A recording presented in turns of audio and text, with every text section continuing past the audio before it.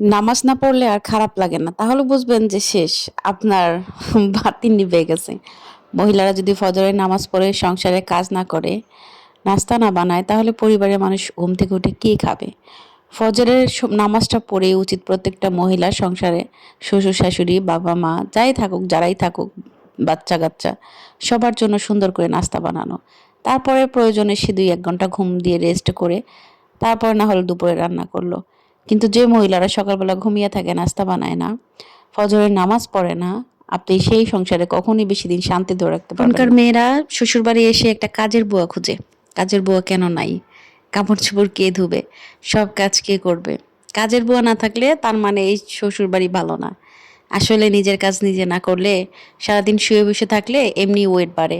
আর আমরা সবাই জানি যে ওয়েট বাড়লে অসুখ-বিসুখ, ডায়াবেটিস একটার পর একটা অসুখ হতেই থাকে। আমরা বেশিরভাগ মানুষই ঘুম পাগল। ঘুমাইতে খুব পছন্দ করি। সকাল ১০টা পর্যন্ত, রাতে আবার ১২টার দিকে ঘুমাই। এগুলো ঠিক না। ঘুমাবো তো মৃত্যুর পরে। চরম এক ঘুম দিব। এক ঘুমে যেন আমরা কিয়ামতের দিন উঠতে পারি। মুসলমানের ঘুম খুব কম।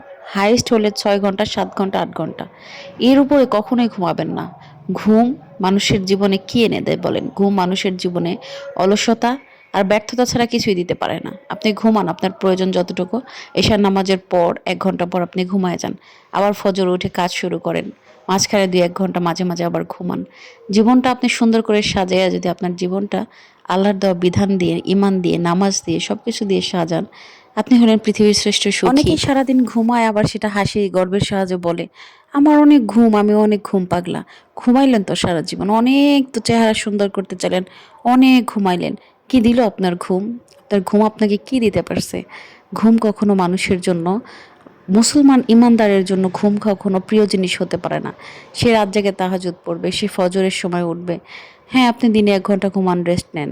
মুসলমানের জীবনে হচ্ছে পরিশ্রম। সে কাজ করবে, সে দুনিয়া আখিরাত ২ টার জন্যই কাজ করবে। না, যে বাচ্চাটা এসএসসি পরীক্ষা দিবে না, তাকে রাত ৩টা বাজে ৪টা বাজে উঠাইয়া দিবেন। উঠাইয়া নামাজ পড়তে বলবেন। তাহাজ্জুদ নামাজ পড়ে তারপরে একটু পড়তে দিবেন। নিজে একটু চা বানায় দিবেন নিজের ছেলে বা মেয়েকে। তারপরে দেখবেন আপনার বাচ্চা কি, আপনি মেধাবী না, আপনার বাচ্চা যদি গবেটও থাকে তাও দেখবেন আপনার বাচ্চা ভালো রেজাল্ট করছে। কারণ সকালের বরকত আছে। ফজরের আগে বলেন, ফজরের পরে বলেন, একটা সময়ের বরকত আছে।